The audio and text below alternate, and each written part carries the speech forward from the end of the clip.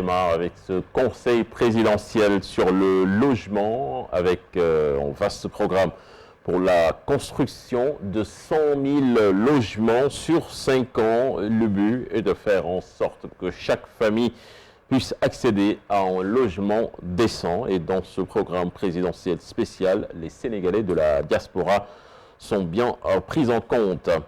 Et pour ce faire, l'État devra s'appuyer sur 3 leviers pour corriger l'accès difficile au logement. Il s'agit du foncier, de la fiscalité et du financement, de l'avis du directeur général de la SICAP SA, Mamadou Kassé, qui a rencontré nos reporters Alassane Ba et Pape Sangoné Mbaye, soutient que c'est une bonne option. Pour comprendre les politiques d'habitat et de logement au Sénégal, Mamadou Kassé interroge l'histoire. En réalité, elle part de la création des 2 sociétés immobilières publiques jusqu'en 1990 à peu près. Entre 90 et je dirais 2012, c'était en fait la mise en place, en tout cas du secteur privé de l'habitat. Et en 2012, le président, arrivant avec une réflexion sur le secteur, a voulu maintenant s'occuper de la préoccupation des Sénégalais, notamment sur 2 points. Les questions qui concernaient la location et les questions qui concernaient l'accession à la propriété. Le gouvernement a pris des initiatives qui ont débouché sur un cadre institutionnel légal et réglementaire. Par exemple, la loi d'orientation sur l'habitat social, nous en avions grandement besoin. Face aux difficultés d'accès au logement et à la propriété, le gouvernement compte s'appuyer sur 3 leviers, rappelle le DG de la SICAP SA. C'est d'abord le levier du foncier, qui est très important parce que c'est la matière première de notre secteur. Le deuxième levier, c'est le levier de la fiscalité et des facilitations. Et le troisième levier, c'est le levier du financement. Aujourd'hui, reverser 100 000 logements dans un horizon de 5 ans dans le marché constitue un apport considérable pour ceux qui aspirent en tout cas à devenir propriétaires. Et en même temps, développer également un parc locatif. Un tour au Mariste, où nous retrouvons Mme Baké sur ce site qui a longtemps fait objet de lutte. Les immeubles en ruine des Maristes. Les travaux de démolition sont en cours. Une promesse des autorités respectée. La porte-parole du collectif espère qu'il en sera de même jusqu'à la livraison et déplore la cherté du loyer. Nous sommes sortis, mais on n'est pas loin. Tout le monde, 90% des ex-habitants sont dans le quartier. Malgré la cherté de la location, on a préféré habiter tout autour du quartier pour ne pas être loin parce que le site nous appartient. On l'a à l'œil. Si on respecte le concept d'un Sénégalais, un toit, une famille, un toit, si ça se réalise, ce serait très bien. Parce qu'aujourd'hui, le gourgourou sénégalais paye presque 50% à 60% de son salaire pour un logement, ce qui est exorbitant. La pandémie de Covid-19 avait freiné les élans du gouvernement sur sa politique de l'habitat. Les orientations qui seront données à l'issue du Conseil présidentiel vont sûrement accélérer les choses. Le nitrate d'ammonium fait craindre le pire à Dakar. Sa présence au port autonome de Dakar suscite débat. Mais pour le professeur Ababakar Sadir Ndao, directeur de l'Institut technologique nucléaire appliqué, ce produit étant produit donc à double usage, mais sans stockage, contrôle et une sécurité accrue. Le danger est bien présent. On voit cela dans cet élément signé Aminata Barisso et Tierno Laurent Mendy. Professeur titulaire au département physique de l'université Cheikh Anta Diop de Dakar, le professeur Ababakar Sadir Ndao tient à faire certaines précisions sur le nitrate d'ammonium. Le nitrate d'ammonium, en principe, on peut dire que c'est un produit comme tous les autres produits. C'est de l'engrais. Il nous vient en général sous forme de poudre ou bien de granulés pour l'épandage au niveau des surfaces cultivées. Alors c'est un produit qui est très utile. Je commence vraiment par ça. Nous en avons besoin si vous connaissez l'état de dégradation de nos sols, dû à l'échauffement climatique, dû à l'exploitation intensive des corps, dû au phénomène d'érosion, j'en passe. Ce qui pousse de plus en plus les pays à vouloir utiliser. On a besoin de ces engrais-là pour atteindre nos objectifs en matière de production agricole. Le nitrate d'ammonium, un produit chimique certes, mais qui ne peut pas exploser tout seul. Pour que le nitrate d'ammonium explose, enfin, qu'on voit ce qu'on a vu à Beyrouth, c'est ce que je veux dire, il faut porter sa température au-dessus de 300 degrés Celsius. Et au-dessus de 300 degrés Celsius, mais ce qui se passe, c'est un phénomène physique qui est basique pour mes étudiants, ils le savent, hein.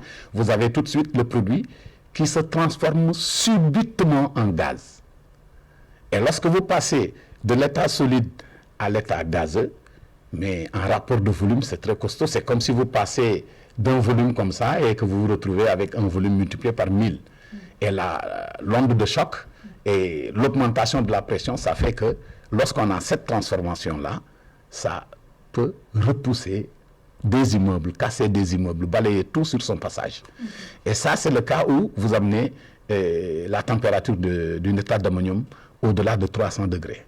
Et pour éviter la catastrophe du port de Beyrouth, le professeur donne ses conseils. Il faut d'abord avoir une bonne connaissance des propriétés du nitrate d'ammonium, avoir ce qu'on appelle une fiche technique qui permet à ceux qui font le transport, la manutention, le stockage, comment est-ce qu'on se comporter pour respecter les normes de sûreté usuelles.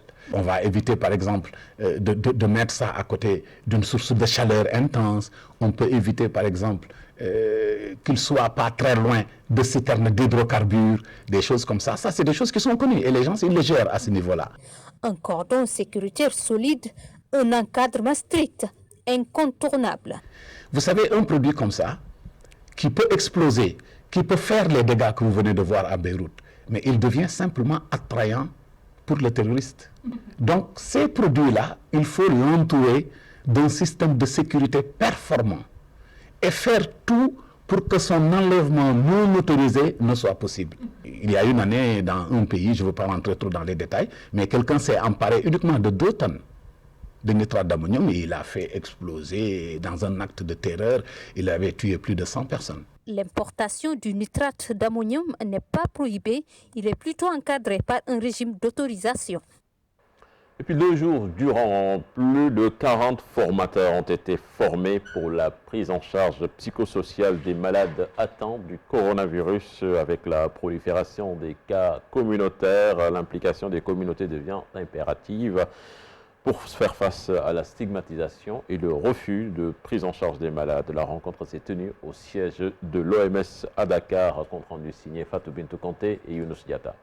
Dès les premières heures de la pandémie, toutes sortes d'informations circulaient, engendrant une stigmatisation, un déni de la maladie et le refus de la prise en charge par les malades. Dès lors, une prise en charge psychologique s'imposait au sein de la population et même du personnel soignant. Dans les phases très initiales de la maladie ou du fait de l'information qui circulait, des informations quelquefois douteuses concernant la létalité et la mortalité de la maladie, les premières personnes qui ont eu qui ont été contaminées rapidement face à l'idée de la maladie et l'idée de la mort ont eu des répercussions sur le plan psychologique. Donc ont été très atteints psychologiquement et à partir de ce moment, nous on a vu l'intérêt de les suivre. Ainsi, des assistants sociaux, des acteurs communautaires ont été formés pendant 2 jours pour mieux s'adapter aux réalités de la COVID-19 et répondre aux besoins psychologiques et sociaux des personnes affectées par la maladie. Ces acteurs communautaires-là doivent être formés pour pouvoir prendre en charge les patients. Donc aujourd'hui, nous avons organisé donc une session de formation de formateurs. Donc nous avons rassemblé dans une salle des psychiatres, des psychologues et des assistants sociaux. Un comité de 44 personnes qui seront donc le pool de formateurs qui vont après aller dupliquer dans les différentes régions du Sénégal ces sessions de formation-là, histoire de capaciter les acteurs communautaires à la prise en charge psychosociale.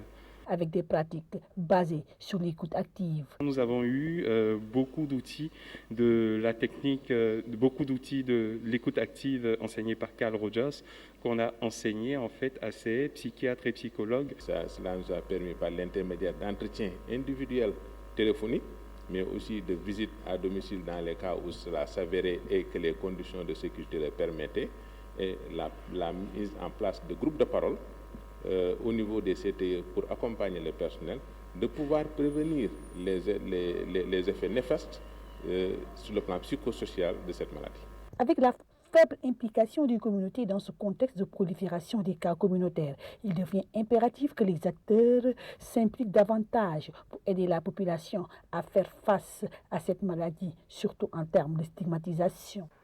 Et puis en bref, malaise au centre de la magistrature, le juge Yahya Amadoudia accuse le président de la cour d'appel de Kaolack, Ousmane Khan, de fait de corruption, mais aussi d'avoir accordé une liberté provisoire à Omar Gueye, condamné en 2013 à perpétuité pour meurtre et acte de barbarie.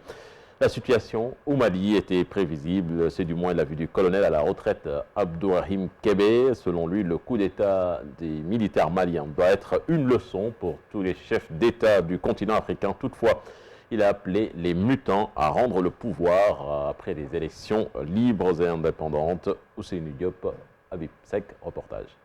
Vous au Mali ne surprend pas le colonel à la retraite Abdourahim Kébé. Parce que vous savez que depuis quelques mois, le Mali était dans une situation assez chaotique et même anarchique. En 60 ans, le Mali a connu 5 coups d'État. Pour le colonel Abdourahim Kébé, les pays d'Afrique de l'Ouest sont souvent mal gérés, la démocratie et la bonne gouvernance relayées au second plan. Pays, la démocratie est maltraitée. La liberté d'expression est mise à rude épreuve. Les populations sont sacrifiées et méprisées par le pouvoir en place, qui généralement s'adonne au bradage des ressources publiques. Le colonel à la retraite fustige le comportement de la CEDEAO. Selon lui, l'organisation sous-régionale a envoyé au pays d'Ogon une délégation composée de dirigeants contestés dans leur propre pays. Un choix qui a fait échouer les négociations. Si vous voyez la délégation des 5 chefs d'État, je crois qu'il y avait le président de la Côte d'Ivoire, un cas positif. Le président de la Guinée, je crois, était de la partie, un autre cas positif. Le président Macky Sall faisait partie, un cas suspect, etc. Donc ces gens-là ne sont pas crédibles aux yeux des Maliens. Toutefois, le colonel Kébé demande aux militaires maliens de rendre le pouvoir après des élections libres et transparentes. Ils peuvent faire un bon travail s'ils organisent tout de suite la transition, faire organiser des élections transparentes afin que le Mali puisse réémerger et avoir un leader qui pourra conduire les destinées de ce pays. Pour Abdourahim Kébé, la situation au Mali doit être une grande leçon pour les chefs d'État qui comptent s'éterniser au pouvoir. Il faut que ces pays-là méditent la leçon, en tout cas du Mali, et fassent attention que ceux qui ont la velléité pour le 3e mandat sachent qu'il n'y a que Dieu qui est éternel. Quand ils ont fini leur mandat, qu'ils cèdent la place et ils auront tous les honneurs. La situation chaotique du Mali inquiète les pays limitrophes. Le colonel Abdourahim Kébé appelle les chefs d'État africains à une prise de conscience de la Constitution pour céder la place après les mandats autorisés. Nous allons du pas au Mali, Moudoufal, avec la session extraordinaire des chefs d'État de la CEDEAO sur la situation politique du pays. Les chefs d'État et gouvernement de la CEDEAO exigent le retour aux affaires d'Ibrahim Boubacar Keïta, réunis par visioconférence en session extraordinaire ce 20 août. Ils ont condamné le coup d'État orchestré au Mali par la junte militaire. Mohamed Issoufou est le président du Niger. Nous l'écoutons. Condamnons avec fermeté les menaces et les pressions ainsi que les manipulations effectuées par les militaires putschistes sur le président Ibrahim Boubacar Keïta pour le contraindre à annoncer une démission contre son gré. Nous condamnons avec la plus grande fermeté la tentative de renversement par des militaires putschistes du gouvernement démocratiquement élu du président Ibrahim Boubacar Keïta. Nous dénions catégoriquement toute forme de légitimité aux militaires putschistes et exigeons le rétablissement immédiat de l'ordre constitutionnel. Nous exigeons la libération immédiate du président Ibrahim Boubacar Keïta et de tous les officiels arrêtés. Nous rappelons aux militaires putschistes leur responsabilité sur la sûreté et la sécurité du président Ibrahim Boubacar Keïta et des officiels arrêtés. Nous demandons le rétablissement du président Ibrahim Boubacar Keïta en tant que président de la République, conformément aux dispositions constitutionnelles de son pays. Nous suspendons le Mali de tous les organes de décision de la CEDEAO avec effet immédiat, conformément au protocole additionnel sur la démocratie et la bonne gouvernance, et ce jusqu'au rétablissement effectif de l'ordre constitutionnel.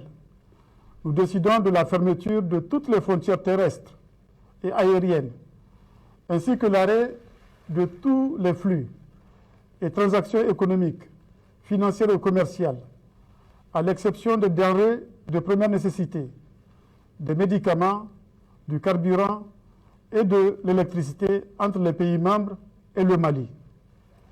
Nous invitons tous les partenaires à faire de même.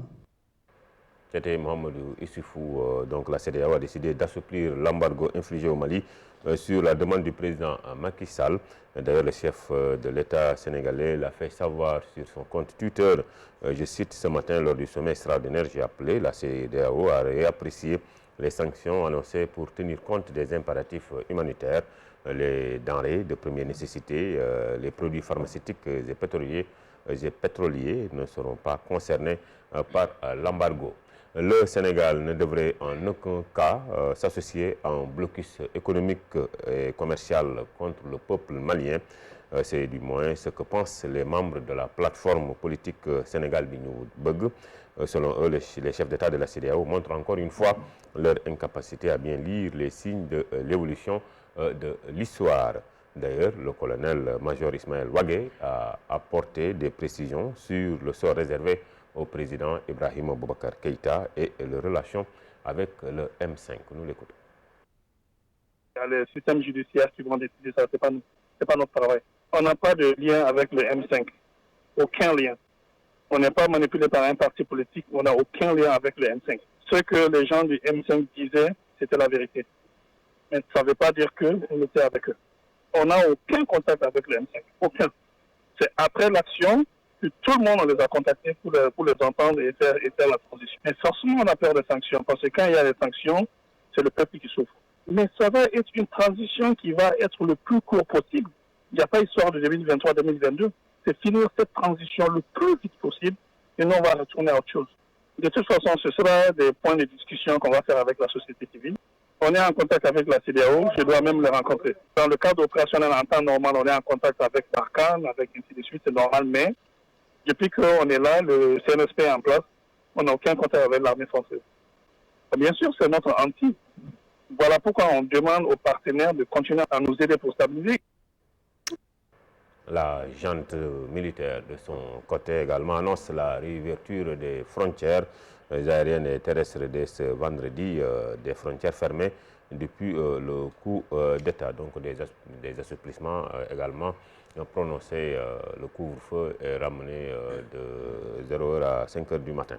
En Côte d'Ivoire, la suspension des marches et manifestations dans les lieux publics sur toute l'étendue du territoire national de la période allant donc du 19 août au 15 septembre 2020, un décret présidentiel. C'est tout pour cette page internationale, Cheikh Tidiane Diaw. Merci à vous, Mamadou Fall. Fatih, c'était la première tasse actu de ce matin. Merci beaucoup, Mamadou Fall et Cheikh Tidiane Diaw, pour cette première tasse actu. On va également parler du Mali dans cette deuxième partie avec notre invité, Dr Cheikh Tidiane Diaw, coordonnateur Avenir Sénégal bi ñu bëgg, mais Souleymane Niang également sur Djangat. Sur Djangata Fatih, parce que l'actualité l'impose, on va quand même analyser cette décision de la CEDEAO. Heureusement qu'on a vu quand même le président sénégalais qui a eu une position très sage, c'est-à-dire quand même faire en sorte que les Maliens quand même ne soient pas sanctionnés, surtout sur le plan humanitaire, parce qu'on sait que beaucoup de vivres là quittent le Sénégal quand même à destination. Et beaucoup d'autres produits dans le beurre de karité et Mamadou Fall en raffole. Et quand même, vraiment, je pense qu'il faudrait régler ce problème. On a vu quand même des présidents qui ont eu des positions très radicales, et je pense que dans ce contexte-là, le Mali ne veut pas de ça. Il faut faire en sorte que la paix revienne, mais quand même imposer l'embargo, c'est pas une bonne décision, surtout un pays comme le Sénégal qui a des relations historiques avec le Mali. Les populations quand même ne sont pas responsables de ce qui est en train de se passer. Et je pense que s'il faut sanctionner, c'est peut-être l'élite politique ou peut-être les militaires, mais pas les populations. Donc il faut continuer à ravitailler le Mali. C'est la décision la plus sage. Donc on en reparlera, tout comme Lamine Sibi également, qui est le rédacteur en chef bien sûr, RTFM à Bamako, sur l'évolution de la situation. Ce sera tout à l'heure. Ça va bouger encore aujourd'hui avec une série de manifestations prévues à Bamako. C'est clair. Merci beaucoup, Chérif. Merci également à Cheikh Tidiane et Mamadou Fall. Tout de suite, la revue des titres, et c'est avec Mortala Gaye.